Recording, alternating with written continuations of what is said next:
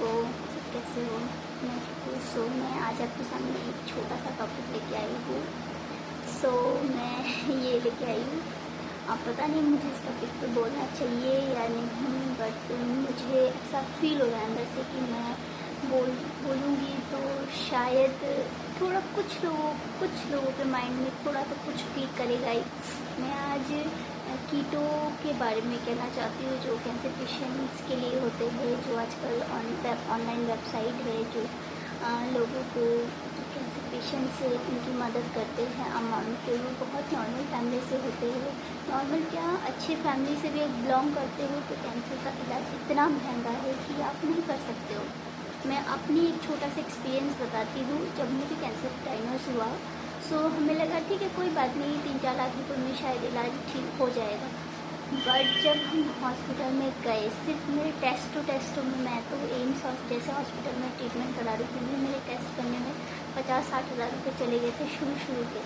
क्योंकि वो बहुत अर्ली स्टेज होता है, समझ में नहीं आता क्या करे, कहाँ से करे। वो टेस्ट कराना बहुत ज़रूरी है, आपकी जान भी जा सकती है। तो बड़े मुश्किल से वो पैसे हम इकट्ठे करके रखते हैं, वो पैसा हमारा चला जाता है। तो वो तो एक छोटा सा अमाउंट है कैंसर पेशेंट्स के लिए। मैं ये इसीलिए कह रही हूँ, मैं लाइक आप लोग जैसे आप ऐड आते हैं फेसबुक, जब हम चलाते हैं तो ऐड आता है, हम 2 मिनट के लिए वो ऐड आता है, किसी की मम्मी को हो, किसी की बच्ची को, हम वो स्किप कर जाते हैं, वो हटा देते हैं अपने फ़ोन से। बट वो लोग इतने मजबूर है ना, इतने मजबूर है, सब कुछ होते हुए भी वो इतने मजबूर है कि वो आपके सामने आपके हाथ पकड़ के, पैर पकड़ के आपकी हेल्प कर सकते हैं। क्योंकि वो एक बार वो अपने घर बार बेच के भी शायद वो इलाज नहीं करा सकते, इतनी कॉस्टली एक्सपेंसिव इलाज होता है। मैं अपना एक छोटा सा एक्सपीरियंस आपको बताती हूँ। जब मेरे को कैंसर डायग्नोस हुआ, हमें लगा 4-5 लाख रुपये में मेरा इलाज हो जाएगा। तो मम्मी ने बोला ठीक है, हमारे पास एक छोटा सा प्लॉट है, उसको बेच देते हैं, उसका इलाज हो जाएगा। हम गए डॉक्टर के पास, कोई बात नहीं, एक तो सबसे बड़ा सदमा कि कैंसर हुआ है, उसके बाद उससे बड़ा सदमा कैंसर हुआ, ठीक है, उससे बड़ा सदमा है उसका इलाज। एम्स जैसे हॉस्पिटल, वो गवर्नमेंट हॉस्पिटल है, फिर भी उसकी जो मेडिसिन है, उसकी मेडिसिन इतनी कॉस्टली आती है। तो नॉर्मल बंदा उसको नहीं, तो मिडिल क्लास बंदा शायद जिसकी 50-60 हज़ार रुपये सैलरी, वो भी नहीं इसको मैनेज कर सकता है। मेरे जब कैंसर मुझे बोला, फर्स्ट बोला 15-15 हज़ार रुपये का हर हफ्ते आपको मेडिसिन चाहिए होगा। 15 हज़ार रुपये हर हफ्ते, आप समझ सकते हो, मतलब 60 हज़ार रुपये का हर महीने मुझे सिर्फ मेडिसिन चाहिए। कीमो में टैबलेट इंजेक्शन हो तो फ्री है, जो कैंसर के इंजेक्शन आते हैं वो आपको बहुत ज़रूरी है, सिर्फ कीमो से नहीं काम होता है। ये जो इलाज है इसमें बहुत सारे एक्सपेंसिव इंजेक्शन चाहिए होता है, जो छोटी छोटी शीशी में आती है, जो इंजेक्शन के थ्रू हमारे बॉडी में दिया जाता है, उसके बिना इसका इलाज नहीं है। मैं 4 स्टेज पेशेंट हूँ, मेरे लिए तो वो बहुत ही ज़रूरी था। बहुत सारे पेशेंट्स की ज़रूरत पड़ती है।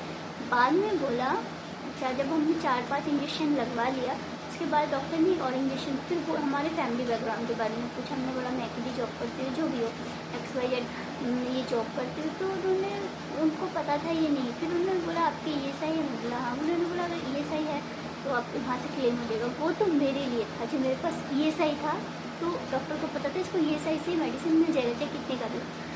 फिर भी उन्होंने हमें लिख के दिया वो मेडिसिन, हमें नहीं पता था वो मेडिसिन की थी। उन्होंने बोला थोड़ी सी कॉस्टली है, आप ESI में जाओ, आपको वहाँ से थोड़ा टाइम लगेगा बट आपको मिल जाएगा। जब मैं ESI हॉस्पिटल में गई तो उस इंजेक्शन के लिए मुझे पता नहीं था, उस टाइम तक पता नहीं था जब मैं एम्स में थी। मैं जब ESI हॉस्पिटल में गई तब मैंने जाके मैं गई डॉक्टर के पास। अब मैंने ना सडनली मैं बाहर बैठी थी, मैं सर्च कर रही थी इंजेक्शन का नाम, उन्होंने लिख के दिया, मैं टाइप, वो 3 लाख रुपए की मेडिसिन है, और वो मेडिसिन मुझे पर 21 डेज़ में चाहिए होता है। पर 21 डेज़ में मुझे मेडिसिन चाहिए, आप समझ सकते हो, पर 21 डेज़ में 3 लाख की मेडिसिन। मुझे सिर्फ एक इंजेक्शन नहीं चाहिए, कम से कम 20-21 इंजेक्शन चाहिए, वो सिर्फ, और उसके साथ 2 इंजेक्शन और लगते हैं, और कुछ इंजेक्शन लगते हैं वो एम्स से मिल जाता है। आप समझो कि क्या हाल होता है जब लोगों को इतने एक्सपेंसिव, लोग कैंसर से तो आधा मर जाते हैं, जो बची खुची ज़िंदगी होती है ना, वो कैंसर का जो एक्सपेंसिव इलाज है उसको सुन के ही वो एक्सपायर कर जाते हैं। तो बस तो ये सही था, तो मैं बच गई, वरना पता नहीं क्या होता। बट ये है कि मैं आपको ये कहना चाहती हूँ, मैंने इसलिए आपको थोड़ा सा एग्जाम्पल दिया है, मेरे ऊपर बीता है, मुझे पता है। मैं मेरे से जितना हो सकता था, मैं कभी किसी की हेल्प हो तो मैं करती हूँ, जेन्युइन हेल्प हो तो। और कैंसर पेशेंट्स के लिए, जिन कैंसर पेशेंट, ब्रेन ट्यूमर, कुछ लोगों को पोलियो हो जाता है, हाथ पैर काम नहीं करते, इतने महंगे महंगे इंजेक्शन होता है जो बाहर से मंगवा के उनको लगवाना पड़ता है। वो पेरेंट्स, वो फैमिली इतने ज़्यादा आपके सामने, मतलब उनके पास, वो इतने लाचार हो जाते हैं ना, उनके पास कोई ऑप्शन नहीं बचता है। वो लोग हार मान के, वो लोग ऑनलाइन की जो कीटो एप्लीकेशन है उसके ऊपर जाते हैं, लोगों से मदद मांगते हैं। और उन लोगों का बहुत बहुत धन्यवाद जो कीटो जैसे ऐप को जिन्होंने बनाया और गरीब लोगों के लिए उन्होंने हेल्प की। सो मैं आपको ये कहना चाहती हूँ, जब आपके फेसबुक में एक ऐड आता है, आप स्किप मत करो प्लीज़, उसे 2 मिनट के लिए देखो।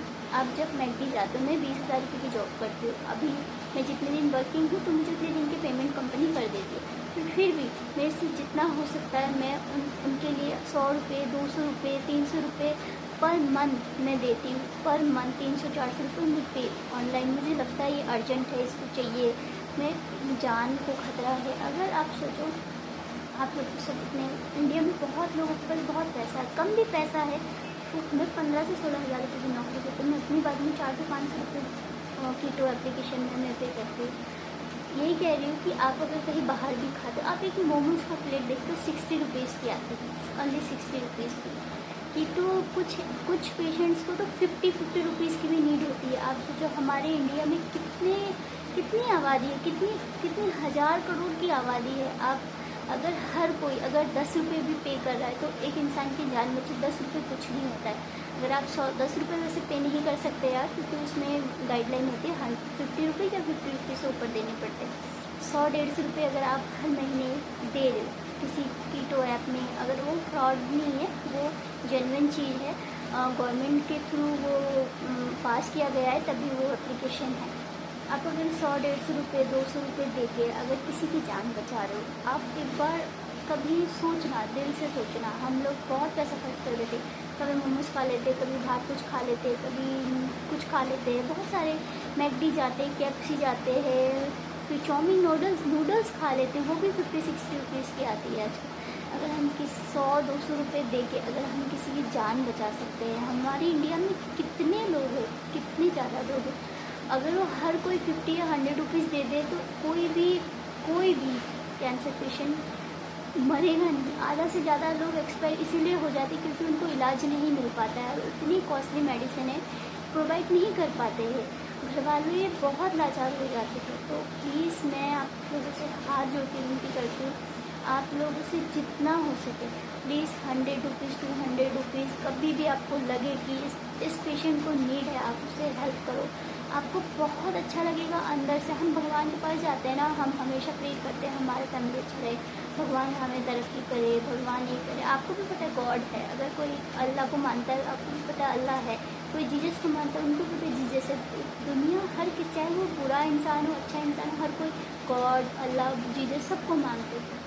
तो आपके अंदर पता है, अगर आप किसी की हेल्प करोगे और आपके हेल्प से अगर किसी की जान बच जाएगी, वो उस भगवान के पास जाने से अच्छा है, उस अल्लाह के पास जाने से अच्छा है, और उस गॉड के पास जाने से अच्छा है कि आपने किसी की जान बचाई है। भगवान उससे ज़्यादा खुश होगा। सो प्लीज़ अगर आपसे हो सके तो आप हेल्प करिए।